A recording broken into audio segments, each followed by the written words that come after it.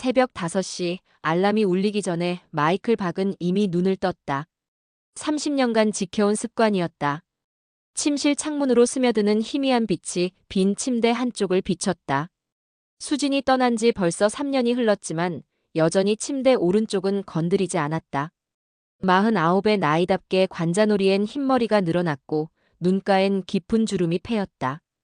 아내가 골라준 넥타이를 매며 가슴 한쪽이 뻐근해졌다. 세인트 메리 메디컬 센터에 도착하자 익숙한 소독약 냄새가 코끝을 스쳤다.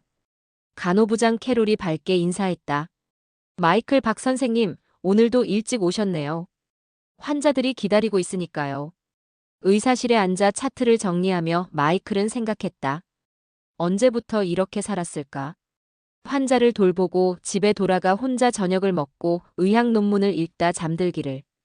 반복되는 일상 속에서 자신을 위한 시간은 사라진 지 오래였다.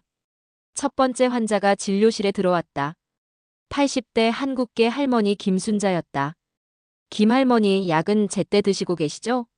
네, 마이클 박 선생님. 그런데 밤에 잠이 안 와서 걱정이에요. 마이클은 할머니의 손을 잡으며 천천히 설명했다. 혈압과 수면의 관계, 스트레스 관리의 중요성을. 할머니의 얼굴에 안도의 빛이 스며들자 마이클도 모르게 미소를 지었다. 점심시간 의사 식당에서 후배 의사 톰 리가 물었다. 마이클 형, 재혼 생각은 없으세요? 마이클은 고개를 저었다. 수진을 떠나보낸 후 누군가를 다시 사랑한다는 것이 두려웠다. 헌팅턴 비치의 석양이 병원을 물들이는 저녁, 마이클은 집으로 돌아갔다. 내일도 그 다음 날도 이런 하루가 계속될 것이다. 그것이 자신이 선택한 삶이었다. 월요일 오전 간호부장 캐롤이 마이클의 진료실 문을 두드렸다. 마이클 박 선생님, 새로운 간호사 소개드리려고 왔어요. 29살쯤 되어 보이는 백인 여성이 들어섰다. 파란 눈이 인상적이었고 미소를 지을 때 입꼬리가 자연스럽게 올라갔다. 안녕하세요. 내과 병동에 배치받은 간호사 제니 윌리엄스입니다. 첫째 주 제니는 환자들의 이야기를 진지하게 듣고 불편함이 없는지 세심하게 챙겼다.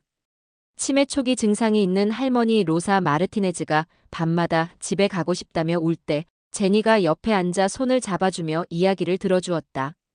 로사 할머니, 집에서 뭘 하시는 게 제일 좋으세요? 손자들 타코 만들어주고 정원에서 토마토 따는 게 좋아요. 제니의 진심 어린 관심에 할머니의 표정이 밝아졌다. 마이클은 복도에서 그 모습을 보며 가슴 한쪽이 따뜻해지는 걸 느꼈다. 둘째 주부터 제니는 마이클의 회진에 동행하기 시작했다. 환자들의 상태를 꼼꼼히 기록하고 필요한 물품을 미리 준비하는 세심함이 돋보였다. 셋째 주 끝 무렵 응급 상황이 발생했다. 간경화 환자 데이비드 스미스가 갑자기 토혈을 했다. 제니의 움직임은 신속하고 정확했다. 환자의 상태가 안정되자 제니가 환하게 웃었다. 마이클 박 선생님이 침착하게 처치해 주셔서 배울 게 많았어요. 그 미소를 보는 순간 마이클의 가슴이 묘하게 뛰었다. 오랫동안 잊고 있던 감정이었다. 어느 날 저녁 늦게 제니가 물었다. 마이클 박 선생님, 의사가 되신 이유가 있으세요? 어릴 때 아버지가 많이 아프셨거든요. 그때 돌봐주신 의사 선생님이 인상 깊었어요. 제니 간호사는요? 사람들이 아플 때 곁에 있어주고 싶어서요. 작은 도움이라도 되고 싶었거든요. 그날 밤 집에 돌아온 마이클은 오랜만에 잠이 오지 않았다. 제니의 환한 미소가 자꾸 떠올랐다. 목요일 오후 간호사실이 평소보다 조용했다. 간호사들이 수군거리는 중심에는 빨간 눈을 한 제니가 있었다. 간호부장 캐롤이 마이클을 복도로 이끌었다. 제니, 남편이 갑자기 뇌출혈로 쓰러졌어요. 어젯밤에. 마이클의 가슴이 철렁했다. 상태가 심각해요. 응급수술을 받았는데 의식을 못 찾고 있대요. 오후 회진 시간 제니는 평소처럼 따라다녔지만 분위기가 달랐다. 환자들도 제니의 침울한 표정을 걱정했다. 마지막 환자 진료를 마친 후 제니가 다가왔다. 마이클 박 선생님, 당분간 휴가를 내야 할 것 같아요. 물론이죠. 가족이 우선이니까. 많이 힘드시겠지만 너무 무리하지 마세요. 감사합니다. 제니가 깊게 고개를 숙이고 병원을 나섰다. 이틀 후 토요일, 캐롤로부터 충격적인 소식을 들었다. 제니의 남편 브라이언이 세상을 떠났다는 것이었다. 마이클은 그날 밤 제니를 위해 기도했다. 제니가 이 아픔을 견디고 언젠가 다시 웃을 수 있기를. 2주일이 지났다.